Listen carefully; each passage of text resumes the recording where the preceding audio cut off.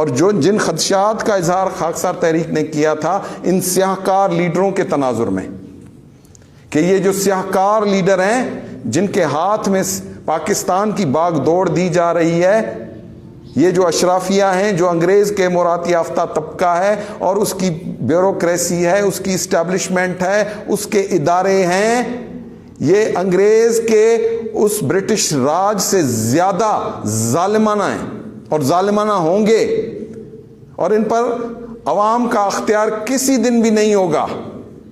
یہ غلامانہ سوچ کے تحت مرتب شدہ قوانین تھے جن کے تحت یہ انتقال اقتدار ہوا، اور اس انتقال اقتدار کی صورت میں جو حکومتیں معرض وجود میں آئیں، جو اشرافیہ ان سیاست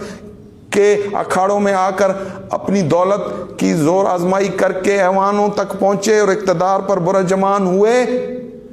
وہ تمام کے تمام اپنے مفادات کا تحفظ جو انگریز اپنے آپ کو تحفظ بخش رہا تھا ان قوانین میں، اس سے زیادہ اپنے آپ کو ان قوانین میں اپنے آپ کو زیادہ تحفظ فراہم کر رہے ہیں، اور غریب کا نہیں سوچ رہے۔ آج بھی یہ جو ٹیکسز لگے ہیں یہ مکمل طور پر غریبوں پر لگے ہیں۔ یہ مہنگائی کا جو سارا بوجھ ہے یہ ڈائریکٹ عوام کے سروں پر ڈال دیا گیا۔ آج عوام چیخ رہے ہیں، دکانوں پر چیخ رہے ہیں، پیٹرول پمپوں پر چیخ رہے ہیں، روڈ رستوں پر چیخ رہے ہیں، چلا رہے ہیں، ٹی وی کے چینل جا کر ان کو انٹرویو کر رہے ہیں تو وہ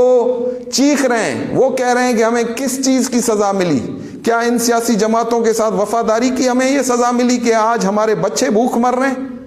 بھوک میں ہیں، ننگ میں ہیں، افلاس میں ہیں، تنگ دستی میں ہیں، بیماری میں ہیں، لیکن ان کا کوئی پرسان حال نہیں، کوئی ایسا ہمدرد ان کے درمیان موجود نہیں کہ جو ان کی آواز بن کر ان کے حقوق کی بات کر سکے۔